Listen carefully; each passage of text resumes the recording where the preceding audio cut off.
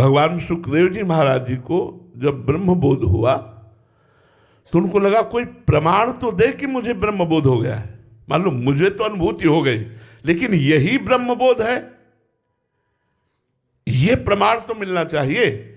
तो भगवान व्यास देव जी के पास गए, बहुत ध्यान से सुनना।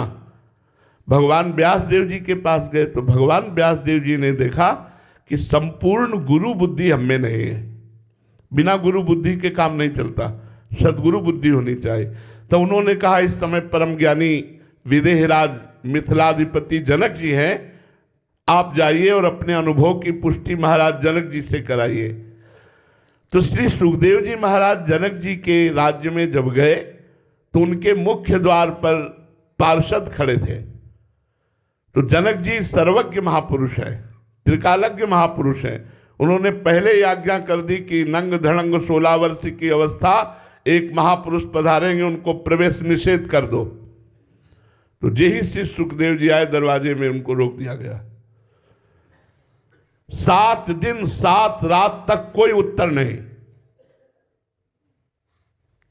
रोज पूछते जनक जी आज उनके मुखाकृति, बोले भगवान जैसे पहले दिन आए थे वैसे ही प्रसन्न मुद्रा में है।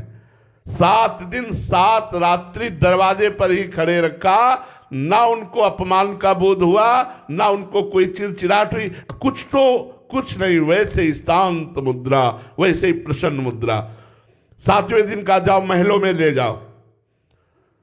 आप दिगंबर रहते थे भगवान सुखदेव जी, महलों में ले गए, सुंदरी नवयुवतियों से स्नान कराना, श्रृंगार कराना, भोजन कराना, सब। 7 रात 7 दिन तक सुंदरी नवयुवतियां उनके शरीर की सेवा करती रही। रोज जनक जी पूछते आज क्या, तो बोले प्रभु जैसे गेट के बाहर थे वैसे महल में है, कोई फर्क नहीं उनके हृदय। बाद में आरती सजाई और कहा महाराज आपको जो प्राप्त है उसे ही ब्रह्मबोध कहते हैं।